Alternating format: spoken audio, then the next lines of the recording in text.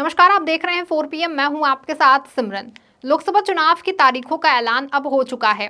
19 अप्रैल को पहले चरण का मतदान होना है। ऐसे में चुनावों में अब ज्यादा वक्त बाकी नहीं रह गया है।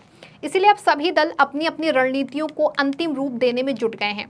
इस बीच 48 लोकसभा सीटों वाला महाराष्ट्र राज्य लगातार चर्चा में बना हुआ है। प्रदेश में सियासी उथल पुथल लगातार जारी है। ये सियासी हलचल इसलिए भी चर्चा में बनी हुई है क्योंकि चुनाव सर पर हैं, लेकिन अभी तक सत्ता पक्ष और विपक्ष दोनों में सीट बंटवारे पर आपसी सहमति नहीं बन पाई है। अभी तक ये तय नहीं हो पाया है कि कौन सा दल कितनी सीटों पर चुनाव लड़ेगा, फिर वो चाहे भाजपा समर्थित एनडीए गठबंधन की हालत हो या फिर कांग्रेस समर्थित महाराष्ट्र में एमवीए यानी कि महाविकास अघाड़ी गठबंधन की बात हो। दोनों ही दलों की ओर से लगातार ये कहा जा रहा है कि बात पूरी फाइनल हो गई है, सब कुछ तय है, बस औपचारिक ऐलान होना बाकी है। लेकिन सवाल ये है कि आखिर ये औपचारिक ऐलान होगा कब, क्योंकि अब चुनावों में ज्यादा वक्त तो बाकी रह नहीं गया है। इस बीच प्रदेश का सियासी पारा रविवार को काफी गर्म रहा। उस वक्त भी दिखा जब भारत जोड़ो न्याय यात्रा के समापन समारोह में इंडिया गठबंधन के कई दिग्गज नेताओं ने एक साथ मंच साझा किया और एक सुर में भाजपा सरकार व पीएम मोदी पर जबरदस्त हमले बोले। किसानों के मुद्दे से लेकर के बेरोजगारी, इलेक्टोरल बॉन्ड और ईवीएम तक हर मुद्दे पर विपक्ष ने पूरी ताकत से एकजुट होकर के भाजपा सरकार व पीएम मोदी पर निशाना साधा। यही वजह रही कि विपक्षी एकजुटता को देखकर भाजपा व साहेब के दिल की धड़कनें भी तेज हो गई। फिलहाल इन सब मुद्दों को लेकर के प्रदेश का सियासी पारा इस वक्त हाई है। पूरे देश में लोकसभा चुनाव 7 चरणों में होने हैं, तो वहीं महाराष्ट्र की 48 लोकसभा सीटों पर 5 चरणों में मतदान होने हैं। प्रदेश में 5 चरणों में अलग अलग चरण में मतदान होने हैं। पिछले चुनावों से इस बार महाराष्ट्र में चुनावी स्थिति काफी अलग होने वाली है। इसका प्रमुख कारण ये है कि इस बार के चुनाव में राज्य की 2 प्रमुख क्षेत्रीय पार्टियां शिवसेना और एनसीपी 2 अलग अलग गुटों में बंट चुकी है। दोनों ही पार्टियों में 2 फाड़ हो चुकी है और 2 अलग अलग दल बन गए हैं। इनमें से एक दल जहां प्रदेश में सत्ता पक्ष में है, तो वहीं दोनों ही पार्टियों के एक एक दल विपक्ष की भूमिका में बैठे हुए हैं। इसीलिए 2 पार्टियों के अलग अलग हो जाने से प्रदेश की सियासत में भी काफी बदलाव आ गया है। प्रदेश में प्रमुख सियासी दलों शिवसेना और राष्ट्रवादी कांग्रेस पार्टी यानी कि एनसीपी में विभाजन ने राज्य की 48 लोकसभा सीटों के लिए लड़ाई को और अधिक दिलचस्प बना दिया है। यहाँ आमतौर पर बेरोजगारी और किसान आत्महत्या जैसे पारंपरिक मुद्दों पर ज्यादा ध्यान रहता है। वहीं इस बार प्रदेश में मुद्दे भी बदले हैं। इस बार विपक्ष के पास मराठा आंदोलन का भी मुद्दा है, तो वहीं इलेक्टोरल बॉन्ड और ईवीएम जैसे मुद्दों को भी विपक्ष जोर शोर से उठा रहा है। महाराष्ट्र में लोकसभा चुनाव 5 चरणों में 19 अप्रैल, 26 अप्रैल, 7 मई, 13 मई और 20 मई को होंगे, जबकि वोटों की गिनती 4 जून को होगी।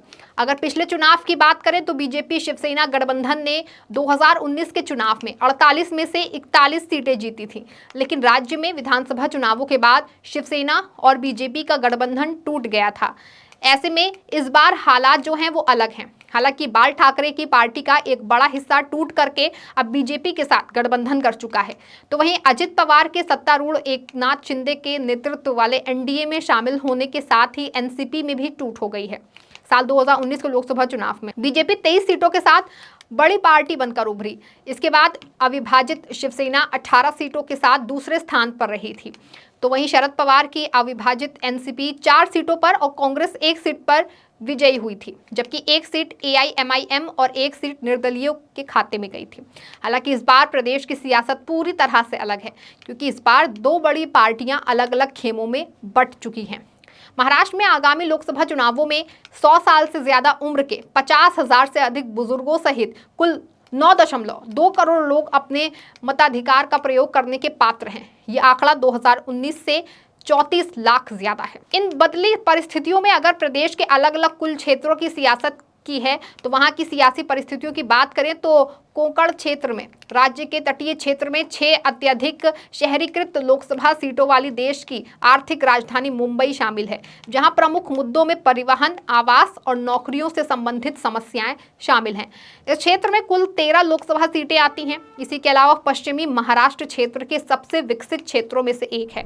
ये इंफॉर्मेशन टेक्नोलॉजी सेंटर के साथ साथ चीनी मिल, एथेनॉल प्लांट और कृषि समृद्ध क्षेत्र हैं। इस क्षेत्र में अब तक एनसीपी और शिवसेना काफी मजबूत रहते थे, लेकिन अब मजबूत दावेदार एनसीपी और शिवसेना में टूट का मतलब है कि आगामी चुनावों में ताजा गठबंधन के कारण उम्मीदवारों के साथ साथ पार्टी की विचारधारा पर भी ध्यान फोकस किया जाएगा। ऐसे में इस बार यहां का मुकाबला काफी रोचक होने की उम्मीद है, क्योंकि अगर पिछले लोकसभा चुनाव की बात करें तो 2019 के चुनावों में बीजेपी ने 5 सीटें जीती जब वो शिवसेना के साथ गठबंधन में थी, जबकि शिवसेना और शरद पवार की एनसीपी ने इस क्षेत्र में 3-3 सीटें जीती थी। अगर बात उत्तरी महाराष्ट्र क्षेत्र की करें तो ये क्षेत्र देश में अंगूर और प्याज के शीर्ष स्रोतों में से एक है, जिससे कि ये कृषि उपज के लिए निर्यात आयात नीतियों के बदलाव के संबंध में असंतोष का केंद्र बन गया है। इस क्षेत्र में आदिवासियों और पिछड़े वर्ग की बड़ी आबादी है। 2019 के चुनावों में बीजेपी शिवसेना गठबंधन ने क्षेत्र की सभी 6 सीटों पर जीत हासिल की थी, लेकिन इस बार एक तो शिवसेना टूट चुकी है और इसका एक धड़ ही भाजपा के साथ है। तो वहीं जिस तरह से विपक्ष किसानों का मुद्दा उठा रहा है और एमएसपी जैसे मुद्दों पर भाजपा सरकार को बुरी तरह से घेर रहा है, संभव है कि यहां पर हालात बदलते दिख सकते हैं। साथ ही राहुल गांधी लगातार पिछड़ों व दलितों का मुद्दा भी उठाकर बीजेपी को घेर रहे हैं। ऐसे में अगर इन मुद्दों को कांग्रेस व विपक्ष ने अच्छे से जनता के बीच में परोस दिया तो निश्चिंत ही बीजेपी व उसके सहयोगी दलों के लिए उत्तरी महाराष्ट्र में मुश्किलें काफी बढ़ सकती हैं। इसी के अलावा मराठवाड़ा क्षेत्र बारिश की कमी से जूझता रहा है। पानी की कमी के कारण महाराष्ट्र के अन्य हिस्सों की तुलना में ये कम विकसित है, जिससे कि यहाँ बेरोजगारी बड़ी समस्या है और वर्तमान समय में राहुल गांधी बेरोजगारी के मुद्दे को लेकर काफी ज्यादा मुखर हैं और लगातार पीएम मोदी को निशाने पर ले रहे हैं। ऐसे में राहुल का ये मुद्दा और कांग्रेस के वादे इस क्षेत्र में पार्टी के लिए संजीवनी का काम कर सकते हैं। छत्रपति संभाजी नगर के इंडस्ट्रियल सेंटर के अलावा बाकी क्षेत्र ग्रामीण हैं और बुनियादी सुविधाओं का अभाव है। तेजी से राजमार्ग निर्माण से परिवहन को बढ़ावा मिला है। 2019 में बीजेपी ने 4 लोकसभा सीटें जीती तो उसकी सहयोगी शिवसेना को 3 सीटें मिली थी, जबकि औरंगाबाद सीट असदुद्दीन ओवैसी के नेतृत्व वाली एआईएमआईएम ने जीती थी। मराठा आरक्षण कार्यकर्ता मनोज जारंगे इसी मराठवाड़ा क्षेत्र से आते हैं। ऐसे में जिस तरह से मनोज जारंगे ने शिंदे सरकार के खिलाफ हल्ला बोल रखा है, बेशक उन्हें मनाने में शिंदे सरकार ने पूरी ताकत लगा दी, लेकिन अगर विपक्ष सही से मराठाओं के हित की बात कर गया तो यहाँ भाजपा व इसके सहयोगियों के लिए मुश्किलें काफी खड़ी हो सकती हैं। इसके प्रचुर प्राकृतिक संसाधनों और वनों से समृद्ध साथ ही विदर्भ क्षेत्र में भी इस बार सियासी स्थिति जो है वो बदलती हुई कही जा सकती है।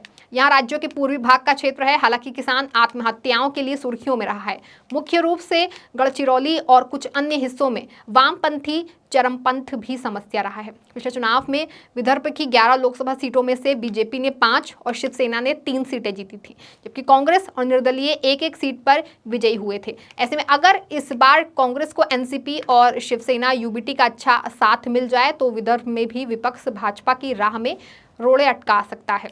फिलहाल क्या होगा ये तो आने वाला वक्त ही बताएगा, लेकिन इतना तो तय है कि शिवसेना और एनसीपी में हुई इस भारी टूट के बाद प्रदेश की सियासी परिस्थितियों में काफी बदलाव आ गया है।